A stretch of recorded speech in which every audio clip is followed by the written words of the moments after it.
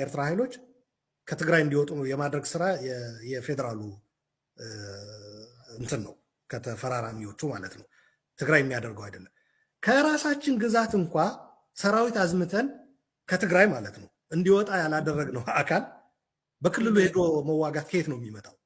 የትግራይ መሬት እኮ አሁንም በኃይል እንደተያዘ ነው። ትግራይ ከፕሪቶሪያ በኋላ ሰራዊት የላትም ሲጀምር። ቲዲኤፍ የሚባል የለም፣ አውቅቷል። በህገ መንግስቱ እንሄዳለን ብለዋል፣ ተፈራርመዋል። ሰራዊቱ ትጥቅ ይፈታል፣ ይበተናል ብለዋል። አሁን የትግራይ መንግስት ሆነ አመራር እኔም ምለው በመልእክትም ጭምር በዚህ በአማራ እየተካሄደ ባለው እንትን እጃቸው ማስገባት የለባቸው። ለምን? የፕሪቶሪያን ስምምነት መጣስ ነው የሚሆነው በቀጥታ። የፕሪቶሪያ ስምምነት እንዲፈጸም የሚጠይቅ ኃይል የፕሪቶሪያ ስምምነት ጥሰት ላይ መሳተፍ የለበትም። ይህ ማለት ግን እኔ በፌዴራል በኩል አስሯቸው የነበሩም ይሁን አሁንም ሪክሩት የሚያደርጋቸው ይሁን የትግራይ ተወላጆች ካሉ ትግራይ እኮ በፌዴራል ሊኖራት የሚገባ ድርሻ እኮ የላትም። በአሁኑ ሰዓት ፓርላማ ላይ የለችም፣ ፌዴሬሽን ምክር ቤት ላይ የለችም፣ ሚኒስትሮች ላይ የለችም፣ ካቢኔ ላይ። መከላከያ እኮ ለመጀመሪያ ጊዜ በታሪክ ትግራይ ኢሚዩን የሆነ መከላከያ ያየነው እኮ በዚህ ጄኖሳይድ ወቅት ነው። ትግራይ የሚባል እኮ የለም በተቋማት በተለይ በደህንነቱ በጸጥታውና በመከላከያው ማለት ነው። ይህ ባለበት ሁኔታ የትግራይ ተሳትፎ አይደለም በክልል በፌዴራልም ደረጃም የለም። በፌዴራል ደረጃ ግን ጀስቲፋይድ ነው ብዬ ነው የማምነው። የአማራ ህዝብ እንደዛ መደረግ አለበት ወይ? ነው መደረግ የለበትም በየትኛውም ህዝብ ፎርዛ ማተር። ነገር ግን ልክ የስርዓቱ በፌዴራል ብሎ ተቋማት ይዞ እያንቀሳቀሰ ከመግለጫም አልፎ በተግባር እያዘመታቸው ያሉ አካላቶች እንደዛ አይነት ማዘመት ስራ ሰርቶ ከሆነ ግን አላቅም፣ ካደረገም ያንኑ እኔ የመከራከር እንትን የለኝም ልፈልጌ ነው።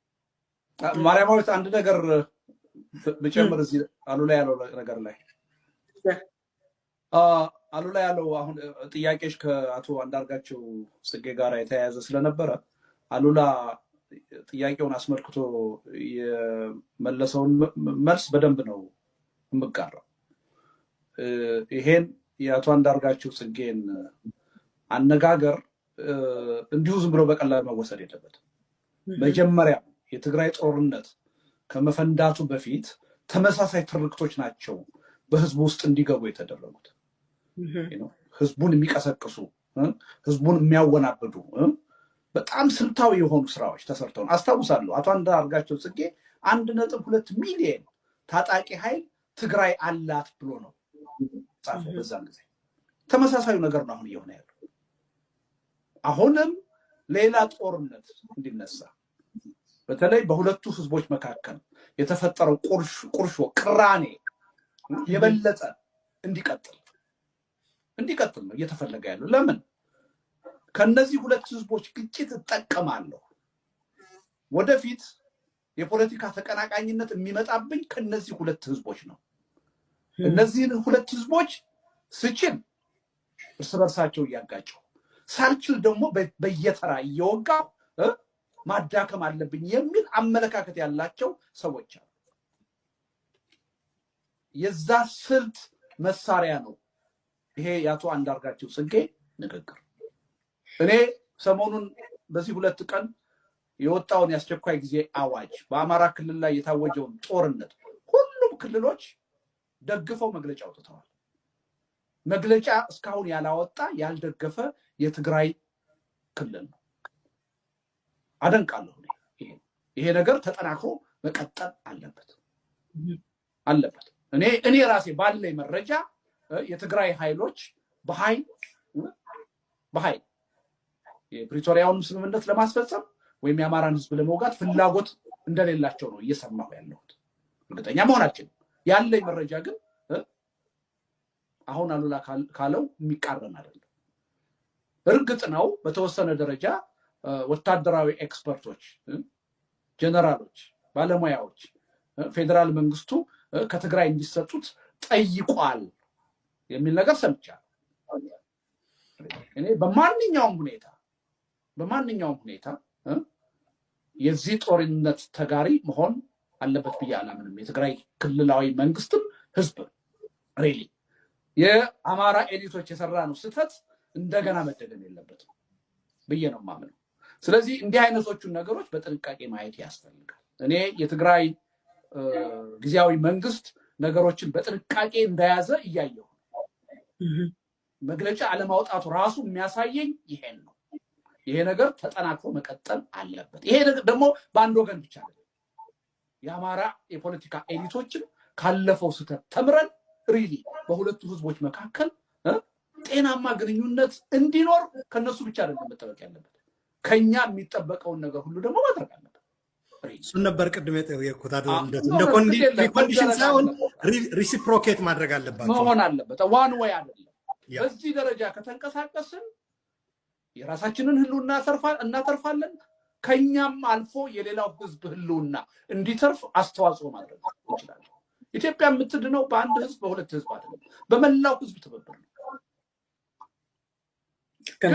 የትግራይ ህዝብና የአማራ ህዝብ አሁን የገባበት ቁርሾ እንደገና ወደ ሁለተኛ ሌላ ዙር ጦርነት የሚገባ ከሆነ የሁለቱም ህዝቦች ህልውና አደጋ ውስጥ ነው የሚገባው።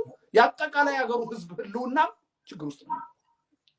መጀመሪያ እኛ በመካከላችን ያለው ልዩነት ፈተን መተባበር ከቻልን ግን ከሌላው የኢትዮጵያ ህዝብም ጋራ በጋራ ችግራችን ለመተባበር እድል ይኖረናል።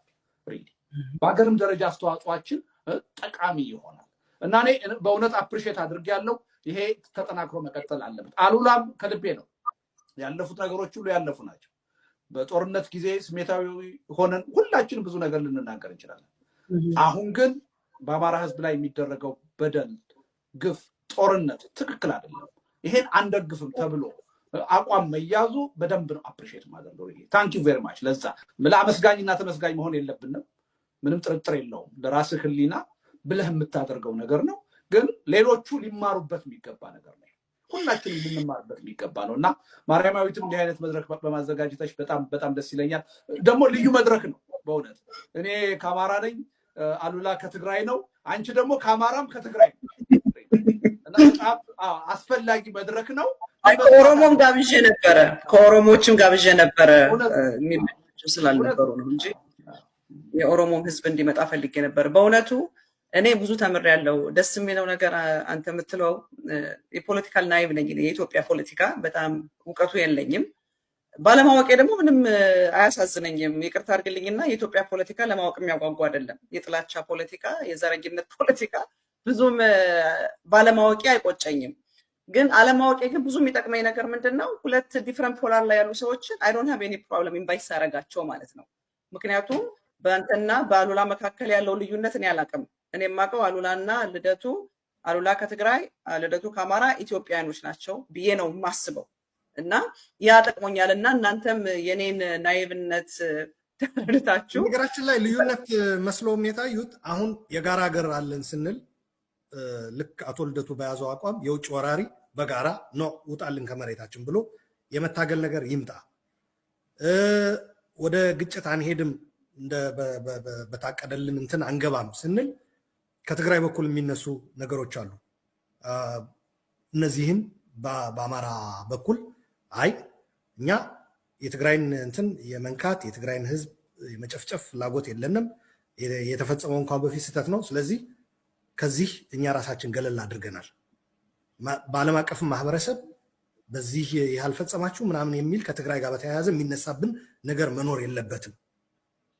ከአሁን በፊትም የፈጸምናቸው ሞቢላይዝ በሚያደርግ መልኩ ስርዓቱ እንደዚህ አይነት ነገሮች ውስጥ እንድንገባ ያደረገን ስህተት ነበረ። አሁን ተመልሰን ወደዛ ስህተት አንገባም የሚል ነገር ማድረግ ላይ ወደዛ ኮንክሉዥን ለመምጣት ያነሷቸው ነጥቦች እንጂ በመሰረቱ ማንንም ጣት ለመቀሰር ወይም ደግሞ አላስፈላጊ እንትን አሁንም እንዲቀጥል ከመፈለግ አይደለም። መጨረሻ ላይ ሄደን አጥርተን እነዚህ ነገሮች ኦኬ ወደሚያግባቡና ወደሚያስማሙን ነገሮች መምጣት አለብን ለማለት ያክል የተነሱ ነጥቦች ናቸው እንጂ በሌላ ሊወሰዱ አይደለም። እሺ፣ በአንዳንድ ደቂቃ አቶ ልደቱ አሁን ስላለው ስለ ጦርነቱ በአማራና በትግራይ በአማራና በኦሮሞ በመላው ኢትዮጵያ መካከል የምታስተላልፈው መልእክት ካለ አንድ ደቂቃ ወስደ፣ እንዲሁም አሉላዬ ከዛ በዚህ እንዘጋዋለን። አይ እንደው አድማጭንም እንዳናሰለች ሁሉንም ነገር በአብዛኛው የዳሰስነው ነው የሚመስለኝ።